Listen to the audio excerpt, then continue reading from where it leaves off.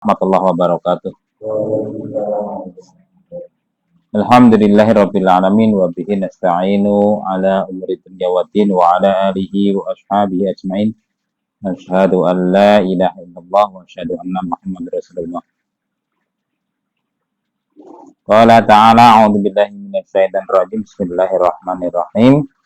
Wal 'ashr innal insana lafi khusr illa alladziina aamanu wa 'amilus shalihati wa tawassaw bil haqqi wa tawassaw bis sabr. Shadaqallahul 'adzim. Yang saya hormati segenap para peserta kajian rutin pimpinan ranting Muhammadiyah Mangunharjo atau Grasa. Alhamdulillahirabbil alamin, puji syukur kehadirat Allah Subhanahu wa taala yang telah memberi kita kesehatan, memberi kita nikmat Islam dan keimanan, dan dengan alat-alat yang Allah berikan kepada kita, jasmani kita yang sehat ini, dan tadi iman dan Islam, kita bisa menguatkan keimanan kita atau kita bisa mengayuh agama kita ini dengan lebih baik dari hari ke hari. Salah satunya adalah cara menguatkan kita ini ya dengan kita belajar. Salah satu cara belajar kita ya dengan mengaji kajian seperti pada malam hari ini. Kalau kita tidak sehat, belum tentu kita bisa ke sini. Belum tentu kita bisa belajar bersama. Kalau keimanan kita barangkali tidak kuat ya, udan ngeringkel neng omah kita yeleh penak duluan. Yang mancal kemul gitu guys. Noto ati, noto bantal, noto kasur. Ya. Tetapi karena mungkin ini sudah menjadi kebutuhan para jamaah kajian, ya tidak menyurutkan niat untuk berangkat. Nah, ini satu hal yang amat sangat sulit untuk semua orang bisa seperti itu. Oleh karenanya, marilah kita bersyukur kepada Allah, dan semoga dengan kesyukuran ini kita ditambah sehat kita, ditambah keimanan kita, ditambah hal-hal yang lain, nikmat-nikmat yang lain. Salawat serta salam semoga tetap tercurah kepada Nabi Muhammad Sallallahu Alaihi Wasallam, kepada keluarga beliau dan para pengikutnya hingga akhir nanti. Bapak-bapak sekalian, mohon maaf ini kajiannya sudah berapa bulan ini, tidak 5 bulan, dihitung di absen karena Kang Nabi Yesus 5 bulan. Iya, ini mohon maaf ini mandek nanti. Kalau Ramadan nggak ada kajiannya. Ramadan libur. Saya itu insya Allah jika Allah menghendaki nanti akan haji tahun ini dengan istri. Jadi nanti libur lagi. Gitu.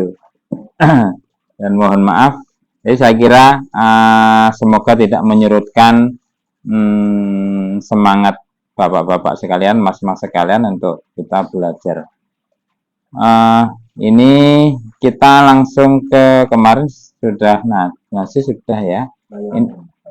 Ini kita di tayamum ya. Masuk di tayamum. Iya. Saya itu semakin hari penglihatan saya semakin tidak jelas. Hitungannya cepet. Tapi memang saya tuh sebetulnya dulu minus, terus tak paksa untuk nggak pakai kacamata. Dari kelas 1 SMP pakai kacamata saya. Sekarang masuk bab tayamum di HPT kita di halaman 50 ya itu ya. Iya, tayamum.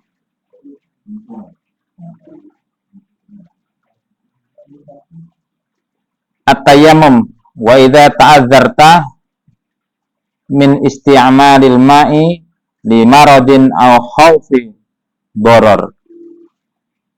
Dan jika kamu berhalangan menggunakan air karena sakit atau khawatir mendapat madorot, ya, al-kunta fi safarin falam tajidil ma'a fatayammamu sa'idan thayyiban badalal wudu'i wal ghusli. Atau kamu di dalam bepergian kemudian tidak mendapatkan air, maka bertayamumlah dengan debu yang baik untuk mengganti wudhu dan mandi. Jadi tayamum itu mengganti, bukan hanya mengganti wudhu, tapi bisa mengganti mandi. Pak, aku gak usah hadus, tak tayamum main. Bukan itu maksudnya. Nah, budal sekolah, aku tak tayamumnya gak usah hadus. Bukan itu, maksudnya itu mandi wajib. Jadi dalam kita posisi janaban, junub, yang sudah berkeluarga, habis atau setelah berhubungan dengan istri atau suami istri, bisa bertayamum jika syarat-syaratnya terpenuhi. Jadi barangkali memang daerahnya nggak ada air, bisa bertayamum pengganti mandi wajib itu. Nah, seperti itu. Jadi tidak hanya untuk pengganti wudhu. Kemudian fadrib biyadai kal arda wanfuhuma mukhlisan niyataka lillah wa qul bismillahirrahmanirrahim. Summamsah bihima wajhaka wa kaffaika wa mata amkanaka isti'malul ma'i faltatahhar bihi. Nah, kemudian maka letakkanlah kedua telapak tanganmu ke tanah, lalu tiuplah keduanya dengan ikhlas niatmu karena Allah Ta'ala, dan bacalah Bismillahirrahmanirrahim. Kemudian usaplah dengan kedua tanganmu pada mukamu dan kedua telapak tanganmu. Dan apabila kamu dapat menggunakan air, maka bersihlah dengan air itu. Jadi ini bab tayamum. Jadi tayamum itu menggunakan debu. Jadi bukan tanah, jadi debu. Debu itu letaknya di mana saja ada. Insya Allah ada debu. Nah, jadi contoh kalau kondisi bepergian naik kendaraan umum tidak ada air, ya bisa sholat di atas kendaraan. Karena contoh berangkat dulu ya. Dulu kalau saya ada acara di PWM itu, kalau berangkat jam 3 itu nabrak subuh. Di PWM itu on time sekali tuh. Acara setengah 8 ya setengah 8 dimulai. Nah, nggak mungkin kan setengah 8 sampai di sana. Saya biasanya berangkat dulu naik bis itu berangkat jam 3. Sholatnya di kendaraan.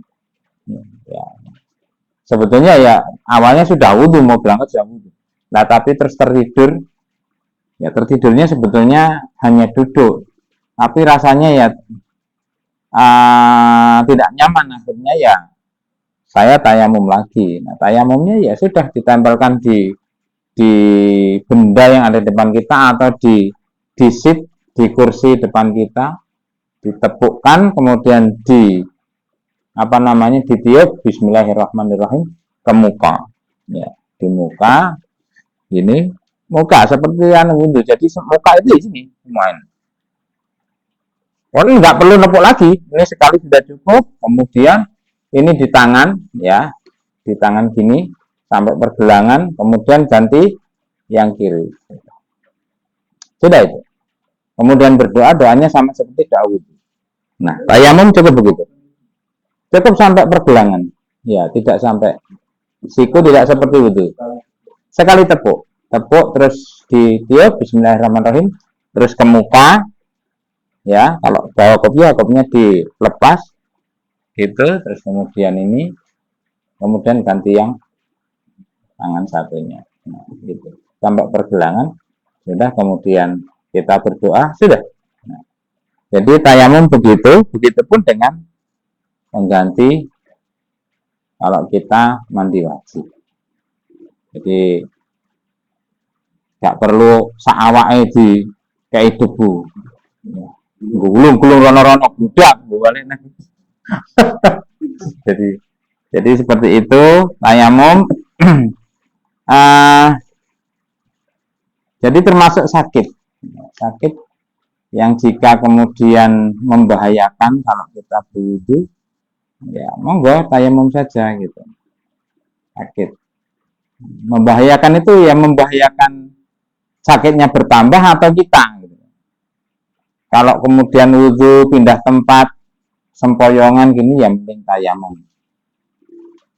Mending tayamum atau menggunakan air di tempat kita berbaring kalau memang nggak apa-apa.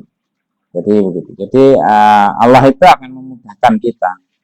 Allah itu memudahkan kita dan tidak akan menyulitkan kita. Ini karenanya ini ada pengganti wudu dan mandi wajib yang namanya tayamum. Itu barangkali ada yang bertanya dulu sebelum kita pindah.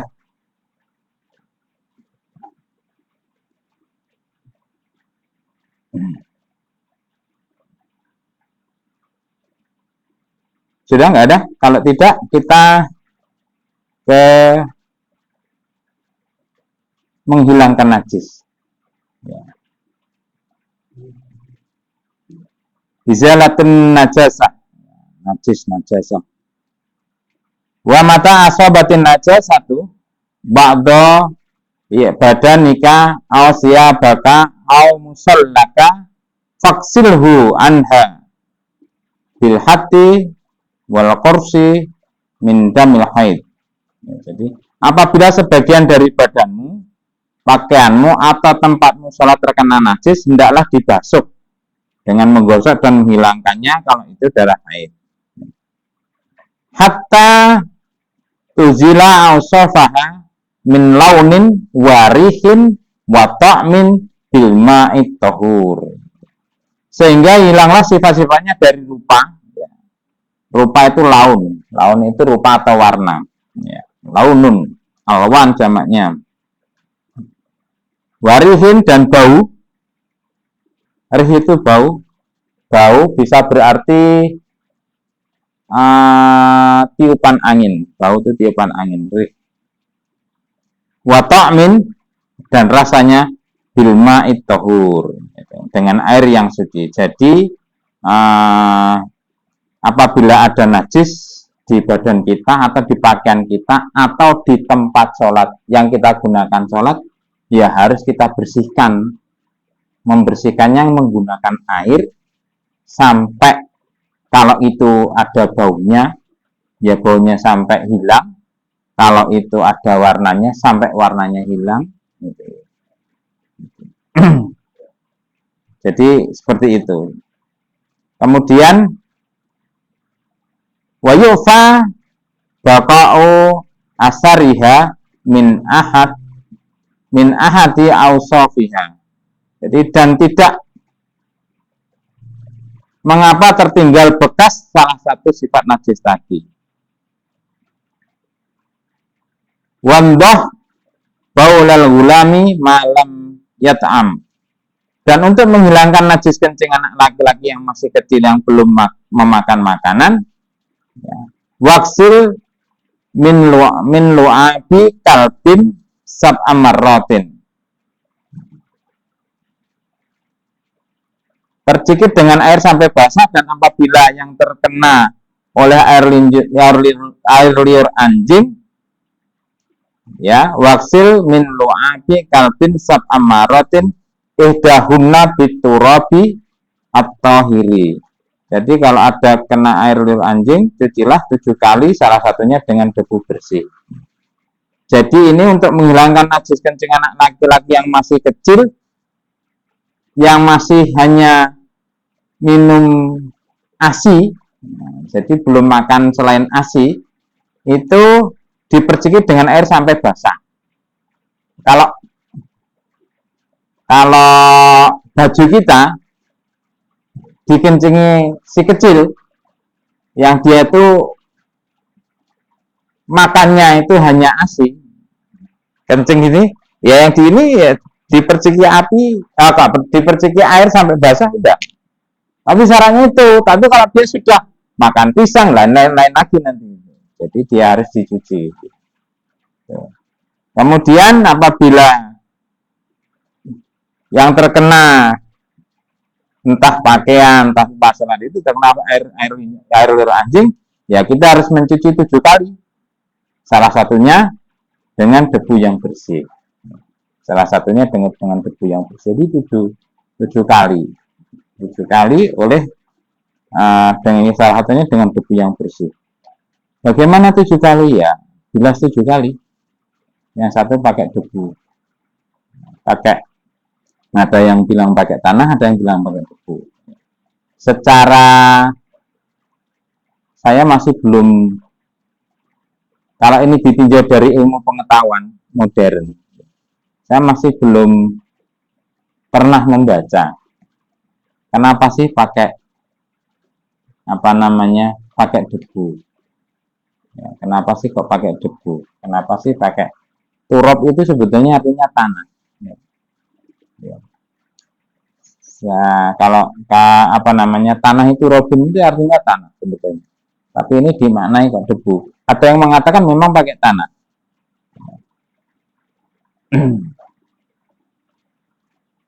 Kalau debu itu misalnya soid itu. Soid dan yang untuk tayamum itu. Makanya kalau nggak tahu, kalau orang lama ya, ini saya ngomong orang lama ya, ini untuk anu saja, gatuknya, tapi ini menurut saya, kalau orang lama itu wong biyen kalau keramas itu pakai pasir ya itu ya. Ini apa mboten Pak? Wong riyen. Ada sebagian untuk menghilangkan ketumbi lek mboten kelintung. Itu pakai pasir itu. Orang lama itu. Atau memang ada di dalam tanah itu ada hal-hal unsur-unsur yang kita tidak tahu bisa membersihkan, ya tidak tahu. Saya belum pernah membaca.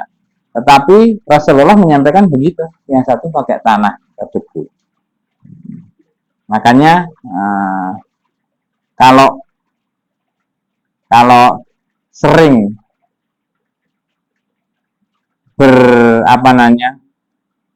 berkegiatan di sekitar anjing, hati-hati. Bukan anjingnya, tapi liurnya itu. Karena itu salah satu najis gitu. Kalau menurut ini ya, menurut CHPT gitu. Jadi seperti itu. Walaupun saya tidak tahu ya, di negara Arab itu banyak orang-orang kaya itu yang punya anjing, yang kemudian digunakan untuk lomba maraton anjing. Ya, yes, wallahu alam, itu bukan dunia kita, saya juga tidak tahu. Seperti itu. Saya lihat beberapa kali di YouTube itu begitu. Kemudian berikutnya istinja. Ini saya terus ini. Wastanji bil ma'i, hendaklah beristinja dengan air. Alma'u bukan alma'un ya. Alma'u pakai hamzah belakangnya, atau ma'un itu artinya air. Ya. Artinya air. Ya. Bisalah satu ahjar, atau dengan 3 batu. Jadi istinja bersuci itu dengan air pertama. Kalau ada air, dengan air. Ya. Kemudian atau dengan 3 batu. Jadi penggantinya bisa 3 batu. Ya, caranya ya dioser-oser nih gitu. Batunya yang 3 itu sampai 3 batu. Nek gak biasa mesti ya ndak enak. Au nahwiha wa admin au rajia. Atau lainnya yang bukan tulang kotoran. Jadi tulang nggak boleh. Jadi kalau di tempat-tempat tertentu itu ya, mungkin di hotel itu kan disediakan tisu, itu boleh karena menyerap itu boleh. Tapi ya sing gak biasa gak enak itu ya. Saya ya nggak enak di hotel ya golek banyu. Jadi istinja bersuci itu begitu. Ya pakai air, istinja untuk mensucikan membersihkan kotoran itu ya pakai air, kemudian 3 batu, 2 enggak boleh gitu. Pokoknya aturannya ya 3 gitu. atau yang lainnya yang bukan tulang kotoran. Saya kira untuk dalil kita lewati saja, nanti bisa dibaca dalil-dalilnya. Nah,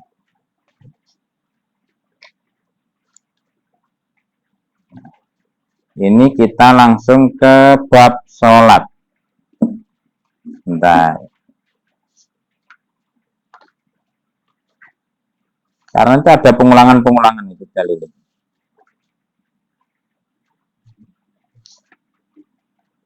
Nah, halaman 76.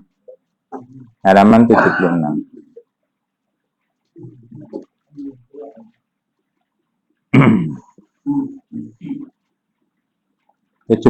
itu mukadimahnya itu.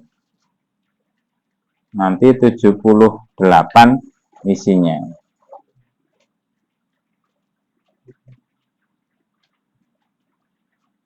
Jadi jamaah sekalian, sholat itu hal yang pertama nanti dihisab sholat kita. Ya, saya tuh juga merasa bahwa sholat saya aja juga lek bolong enggak mungkin, tetapi merasa tidak kurang sempurna saja, kurang sempurna merasa. Jadi sering-sering kita itu mengevaluasi kita sendiri.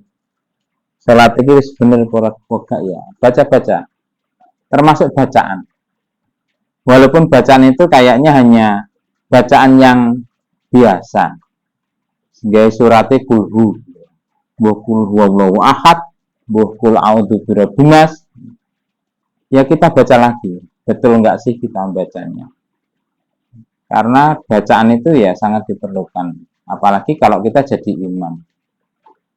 Berhati-hati dengan itu, karena imam itu ya syaratnya itu yang menjadi imam itu bacaannya yang paling bagus, bacaannya yang paling baik. Kalau ada anak kelas 6 yang lainnya sudah S3 gitu, kuliah harus S3 kemudian ada anak murid SD kelas 6 bacaannya paling bagus, ya dia paling pantas jadi imam. Boleh apa? Boleh. Kenapa enggak? Ya. Bacanya pokoknya dia paling bagus, paling fasih, fasahahnya bagus, ya, dia jadi. Belum lagi yang lain-lainnya. Jadi makanya kita berusaha untuk memperbaiki sholat kita. Pemenang sholatnya tengah-tengah sholat terus lali, ya lali. Pikirannya akeh itu. Lalu masya Allah aku mau dewi janji ya. Biasanya kok sudah di situ setan ngulek terus ya. Sampai lali rakaat pirang rakaat. Jadi wong loman ya. Salat asar 5 rakaat gitu. Gitu. Mukadimah. Bismillahirrahmanirrahim. Qadaitumus shalah fadhkurullaha qiyaman wa qu'udan wa ala junubikum. Qaidat maknantum fa'aqimus shalah inna sholata kanat 'alal mu'minina kitaban mawquta. Apabila kamu telah selesai sholat, maka ingatlah kepada Allah sewaktu berdiri, duduk dan berbaring. Kemudian kalau sudah aman tentram, maka kerjakanlah sholat itu sebagaimana biasa. Sesungguhnya sholat itu diwajibkan kepada orang-orang mukmin dengan tertentu waktunya. Jadi kalau di mukadimah ini bahwa kita ini harus melakukan sholat. Ini satu keharusan. Kemudian disampaikan sholat itu waktunya sudah ditentukan. Tidak boleh kita tuh kemudian membuat membuat sendiri. Sudah ditentukan oleh Allah melalui Rasulnya. Dicontohkan sholat subuh itu ya terbit fajar, mulanya terus. Wah aku saking sregepe gitu, sik weteng kayak jam 3 tak sholat subuh ae urung ngadzan. Ya tidak bisa, belum waktunya. Rada loman maghribku tak petang rakaat, tidak bisa. Sudah ditentukan rakaatnya, sudah ditentukan waktunya. Ya, tidak bisa mundur dan tidak bisa maju. Kalau sudah terlalu gelap dan waktunya maghrib habis, ya tidak boleh sholat maghrib. Makanya as-salatu ala waktiha itu sangat penting. Ada yang mengatakan fi awali waktiha, atau di awal waktu. Kenapa di awal waktu? Ya bersegera. Sholat itu bersegera. Sehingga ya kalau mundur-mundur itu ya sekali lagi kita tuh, ya manusia itu kan kadang itu kan tiba-tiba sifat malasnya itu kan datang. Kalau ditunda itu ya nanti tunda lagi. Sholat asar mepet maghrib ya, sarib ya. Asar karo maghrib gitu. Ya.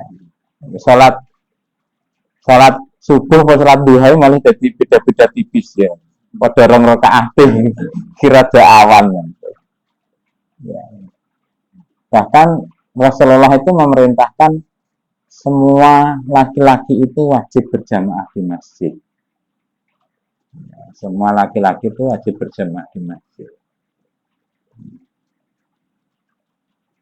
Abdullah bin Umi Maktum yang buta itu, yang sudah sepuh buta. Ya, beliau itu ada di surat Abasa itu, yang di ayat 1 sampai berapa itu. Abdullah bin Umi Maktum itu ada di situ. Itu cerita Abdullah bin Umi Maktum dengan Nabi Muhammad. Ya, ketika Rasulullah menyampaikan bahwa semua laki-laki itu ketika mendengar azan dia harus ke masjid, bertanya, wahai Rasul, nah bagaimana dengan saya yang sudah tua renta dan buta ini?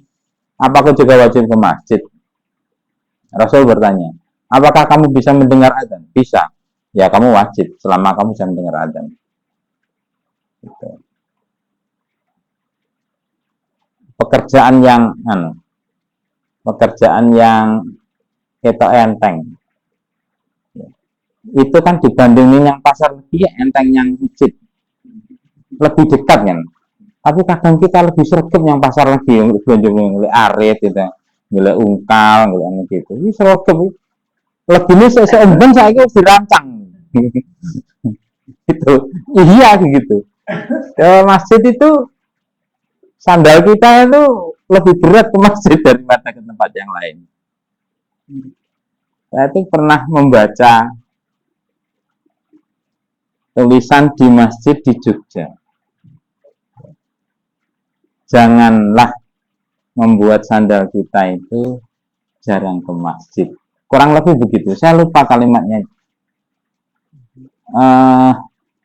Di sana itu maghriban. Ketika itu saya maghriban, saya bertamu ke saudaranya kakak ipar saya di perumahan. Salat maghrib itu penuh. Tidak ada sisa satu soft pun nggak ada. Penuh. Nggak kalian masjid sing mriki agung lho. Penuh. Saya tuh heran. Isak penuh. Ternyata saya tanya ke saudara yang tempat di situ itu, "Ndak niki lek napa salat fardu sana sih, loh, subuhnya seperti ini, Mas," gitu. Salat subuh itu juga penuh. Luar biasa tuh. Saya tuh menjadi ternyuh bahagia, tapi punya cita-cita kapan jadi masjid-masjid ini kena bisa. Ya istiqomah sih kalau saya di Paran, saya kan biasa di Al-Hudai. Jadi kalau hujan gini karena Allah menitipkan mobil kepada ya sama kadang sama istri kadang sendiri itu ya naik mobil. Itu saya melihat ada orang yang nuwun sewu, kakinya itu cacat itu. Saya tuh pernah kalau saya 5 waktu ke sana ketika libur ya, duhur, asar. Beliau itu sudah di atas saya umurnya. Beliau itu selalu ada itu. Hujan itu datang, padahal naik sepeda motor. Itu menjadi ya Allah, ini yang seperti yang lainnya pakai mobil, dia pakai motor, beliau pakai motor itu kok semangat sekali. Padahal untuk duduk antara dua sujud tidak bisa ya. Harus begini seperti video akhir karena cat, saya kurang tahu catnya, saya belum pernah bertanya karena saya hanya kenal karena sama-sama jamaah di situ, biasa ngobrol biasa saja. Itu jadi luar biasa itu, melihat semangatnya, jadi ngiri dari sisi fisik yang kelihatan tampak gitu. Yang lainnya itu ya lebih sehat, tapi beliau yang seperti itu bisa sangat konsisten istiqomah ke masjid. Kalau subuh itu ada dua cerita. Kalau subuh itu yang luar biasa. Subuh itu ada seorang ayah tuh ngajak anaknya tiga kecil-kecil setiap subuh. Setiap sholat sebetulnya, tapi saya selalu melihat subuh karena apa? Subuh itu perlu perjuangan yang sangat luar biasa sholat itu. Ya, itu kan dikatakan kalau subuh itu kan mata kita dikencingi setan ya, dan rasa-rasa tentang perjuangan yang luar biasa. Betul, iya betul. Saya pernah mengalami. Artinya tuh, rasa-rasa ke masjid subuh itu itu ada seorang ayah yang seumuran saya ya, kurang lebih lah. Kalau lihat fisiknya gitu. Tiga anaknya kecil-kecilan, SD, laki-laki. Itu selalu diajak. Sengantuk apapun anaknya. Dan kadang itu masbuk, terlambat satu rakaat itu. Ya saya hanya berpikir barangkali gugah anak-anaknya itu.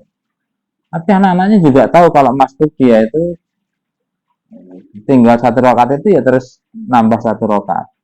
Setelah itu zikir walaupun nggak lama. Terus kemudian tidur. Tidur setelah itu tidur di situ. Tapi yang luar biasa itu adalah membiasakan ke masjid. Ya Allah gitu.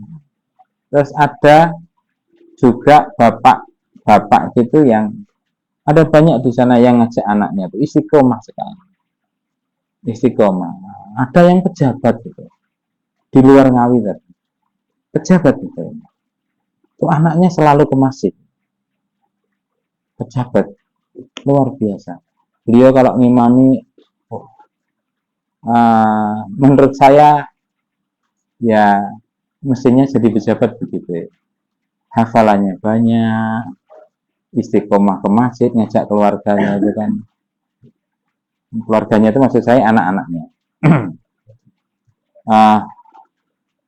Ini sholat. Jadi kita membayangkan masjid kita itu penuh, itu ya senang. Kemudian keluarga-keluarga kita itu kita ajak ke masjid itu senang. Ya, seandainya tidak ke masjid pun ya mungkin karena hujan ya kan juga nggak apa-apa itu. Jadi kalau dulu saya di pondok itu kalau sholat waktunya sholat terus hujan itu setelah hayya alal falah itu ditambah dengan solu firriha. Jadi sholatlah dalam perjalanan kalian. Jadi tidak harus ke masjid atau di jamak. Kalau maghrib isya dan nyeduh beras itu maghribnya dijamak dengan masjid. Jadi, biar sholatnya di masjid. Boleh itu kalau hujan tidak ke masjid. Tapi ke masjid kan juga lebih baik.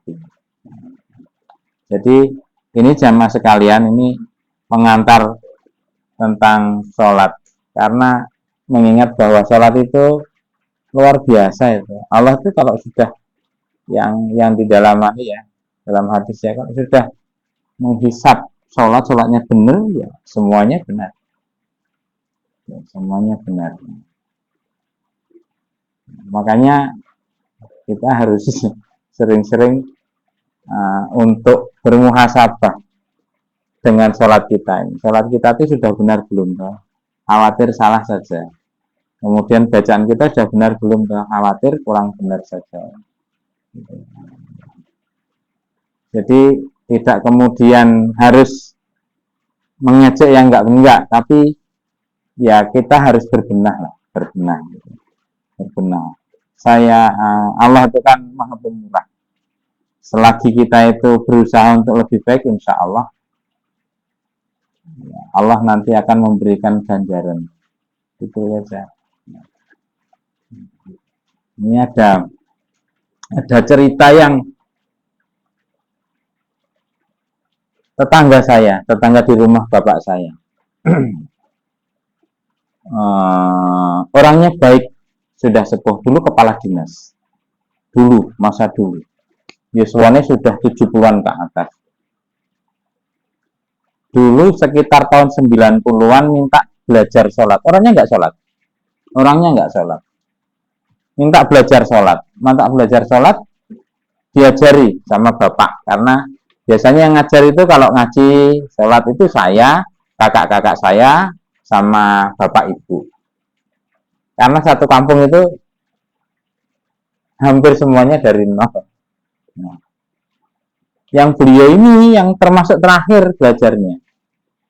Minta belajar sholat diajari. Lupa karena nggak digunakan. Setelah berapa tahun minta sholat lagi.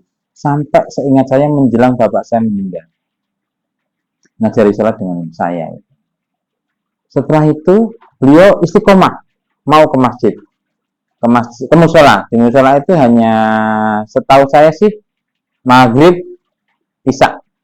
Ketika itu subuh belum. Terus lama gitu. Itu subuh. Karena memang beliau itu biasa melek dalu. Melek wengi gitu.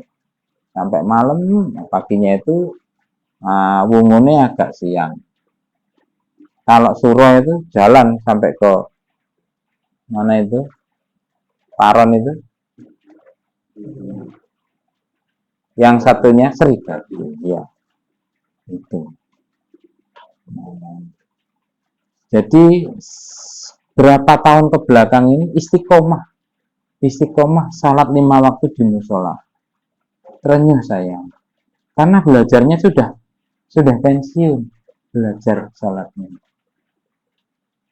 Kemarin ya sudah sepuh sekali. Orang-orang kalau di Kecamatan Ngawi Dian itu ada yang kenal itu. Kalau di proyeknya pemerintah yang sekarang sudah nggak ada itu, saya lupa namanya itu beliau di situ. Nah itu kemarin itu belajar ngaji dan tidak punya lelah itu, habis maghrib sampai isya. Yang ngajari tetangga saya yang guru di Aliyah. Ya Allah, saya itu semangatnya sampun sudah sepuh itu luar biasa. Jadi semangat untuk bisa, semangat untuk belajar agama itu tidak kenal usia. Dan ngajinya menurut saya sudah bagus, sudah di surat Al-Baqarah. Jadi mulai ini alif ba ta kapan saya gitu. Karena memang akhir-akhir ini saya kadang habis sholat maghrib itu ya terus kalau di rumah ibu saya itu terus pulang gitu. Nah, jadi ini malah lingkungan kita itu juga kita jadikan pemicu dan pemacu kita untuk kita sendiri agar kita tuh bisa belajar lebih baik lagi. Gitu. Jadi, nah selanjutnya Antal Hatabni Ubaidillah radhiyallahu anhu qala ja'a rajulun ila Rasulillah sallallahu alaihi wasallam min ahli Najd sa'ir ra'si nasma'u dawiya sautihi wala nafqahu ma yaqulu hatta data fa'idha huwa yas'alu anil Islam. Hadis dari Thaha bin Ubaidillah bahwa ada seorang laki-laki penduduk Najd yang kusut rambut kepalanya datang kepada Rasulullah SAW yang kami dengar dengungan suaranya tetapi tidak memahami apa yang dikatakan sehingga setelah dekat rupanya menanyakan tentang Islam. Faqala Rasulullah sallallahu alaihi wasallam khamsu salawatin fil yaumi wal lailati. Faqala hal alayya ghairuha qala la illa antatawwa.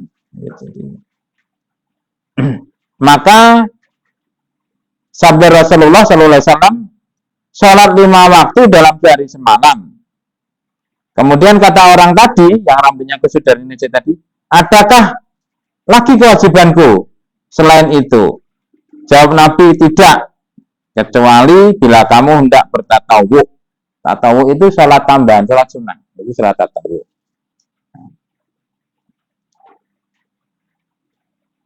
Kemudian selanjutnya An Malik ibni Al-Khuwairisi radhiyallahu anhu qol wala Rasulullah sallallahu alaihi wasallam sallu kama ra'atamuni usolli.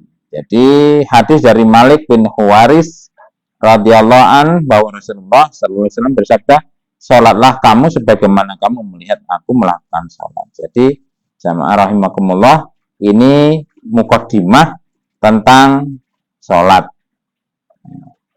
yang nanti dijadikan dasar untuk membahas bab salat. Jadi salat itu wajib. Kemudian sebagaimana ditanyakan penduduk Najd tadi, apakah ada kewajiban lainnya? Tidak ada kewajibannya, kecuali kalau salat tatawuk. Salat tatawuk itu ya banyak namanya salat sunnah. Salat yang mengiringi salat wajib itu yang jumlahnya 12 rakaat itu juga masuk dalam salat tatawuk. Kemudian tahiyatul masjid, syukril wudhu.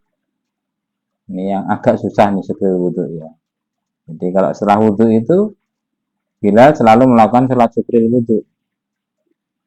Setiap setelah wudhu 2 rakaat syukril wudhu. Nah, salat syukril wudhu itu yang menyebabkan sandali Bilal ini lebih surga. Rasulullah itu mendengar terompah Bilal itu di surga. Ternyata itu adalah terompahnya Bilal, karena Bilal itu syukril wudhu. Nah, sandal itu menuju surga. Saya membayangkan kita sendiri kan tidak bisa menjamin masuk surga. Syukril wudhu. Apalagi kalau kemudian tajdidul wudhu. Tajdidul wudhu itu yang pernah yang kita kenal itu selain Rasulullah dan para sahabat. Jenderal Sudirman itu kan selalu tajdidul wudhu, selalu memperbaharui wudhu. Jadi begitu ketemu air wudhu, ke kamar mandi wudhu, selalu. Jadi mau tidur wudhu, jadi nggak pernah batal. Sehingga sewaktu-waktu sholat nggak perlu wudhu, karena memang nggak batal. Itu tajdidul wudhu. Bayangkan kalau tajdidul wudhu terus syukur wudhu, kayak ya sholatnya bolak-balik. Tapi kan kalau sudah terbiasa, ya enteng-enteng saja, sholat duha, kemudian sholat malam, ya minimal setidaknya 2 rakaat lah sholat malam kalau kira-kira abot. Kira-kira engko rasa tangi, yo pas mau tidur lah dilakukan sholat malam. Ya, sholat malam dulu terus tidur. Nanti kalau 2 rakaat lah. Kalau enggak 2 rakaat ya 4 rakaat ya semampunya. Nanti kalau bangun ya disambung lagi. Pokoknya enggak ditutup dengan witir dulu. Gitu. Nanti baru ditutup witir. Jadi itu salat-salat tatawuk di antaranya. Salat tatawuk di antaranya. Nah, kemudian bagaimana salat kita? Yang disampaikan Rasulullah, sallu kama ra'aitumuni usolli. Salatlah sebagaimana kalian melihat aku sholat. Jadi sholat kita itu ya sebagaimana Rasulullah sholat. Ya niatnya, ya gerakannya, ya semuanya. Rasulullah sampun ngendikan sudah menyampaikan seperti itu. Shallu kama ra'aitumuni usolli. Jadi pijakan kita, dasar kita untuk sholat itu ya Rasulullah. Itu. Jadi itu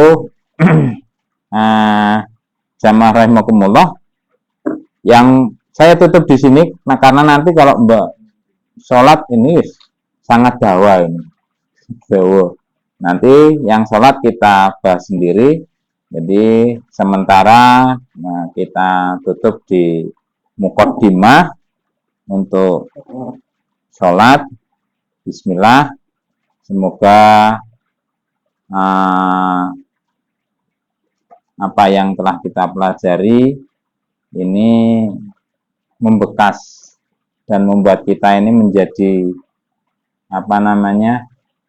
ingin lebih baik lagi dalam beribadah. Ingin lebih baik lagi dalam beribadah.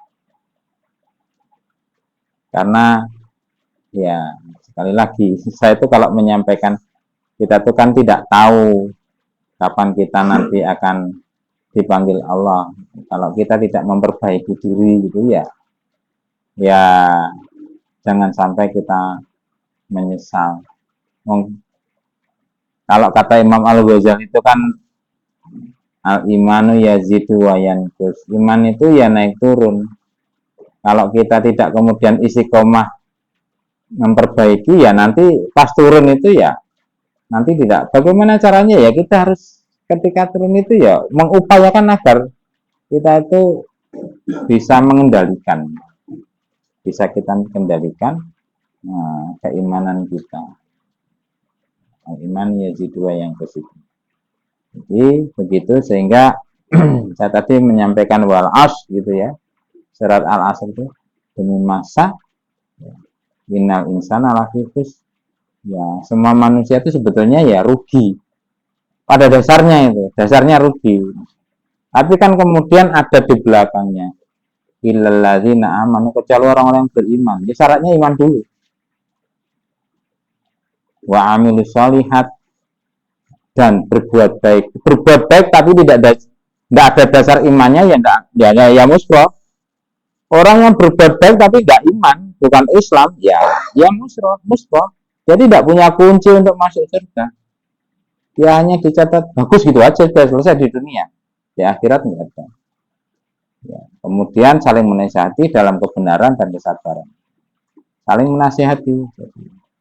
Makanya yang namanya kita menjalin ukhuwah itu, kalau ada saudara kita yang salah ya harus kita nasihati. Jangan dibiarkan. Nah kita kadang salah. Mergo ngesakne dadi sing salah-salah dulur dhewe malah ditutup-tutupi. Tidak begitu. Kita nasihati agar kembali ke jalan yang benar. Itu saja yang saya sampaikan. Kurang lebihnya mohon maaf. Nasrun minallah wa fathun qarib wa basyiril mu'minin. Assalamualaikum warahmatullahi wabarakatuh.